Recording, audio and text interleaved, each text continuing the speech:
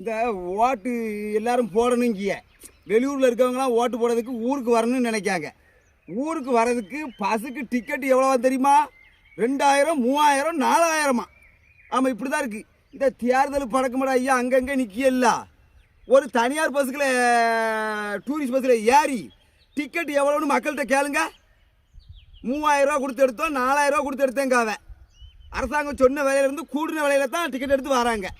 அவங்களுக்கு முதல் ஏதாவது ஒன்று சரி பண்ணி விடுங்க. அல்லனா ஊருக்குள்ள ஓட்டுக்கு நிற்கவிய இந்த வெளியூரில் இருந்து வரவங்களுக்கு துட்டை போட்டு விடுங்க. ஆமாம், அப்போ தான் அவங்க வந்து ஓட்டு போடுறதுக்கு முடியும். நமக்கு ஓட்டு போடுறதுக்கு அவங்களால வர்றதுக்கு முடியலை. இப்போ 2000 கொடு 3000 கொடுனா அவங்க எப்படி ஊருக்கு வருவாங்க? ஊருக்கு வர்றதுக்கு சம்பளம் 600 ரூபா 700 ரூபா தான். இதில் 2000 3000 செலவு வரும்னா எப்படி வருவாங்க?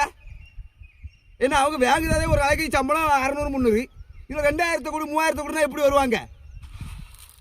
கொஞ்சம் இதுக்கு அதிகாரியை கொஞ்சம் பார்த்து தனியார் பஸ்ஸில் ஏறி என்னன்னு கேளுங்க. ஏன்ட்டு சொல்லுதவங்க ஃபுல்லாக இதை தான் சொல்லுவாங்க. ஓட்டு போட வான்னு கூப்பிடுதிய சுட்டி யார் வச்சுருக்கா? அன்னன்னைக்கு நாங்கள் வேலை பார்த்து கஞ்சி குடிக்கவிய. ஓட்டு போடுறதுக்கு ஊருக்கு வரணும்னா 10,000 ரூபா வேணுமா?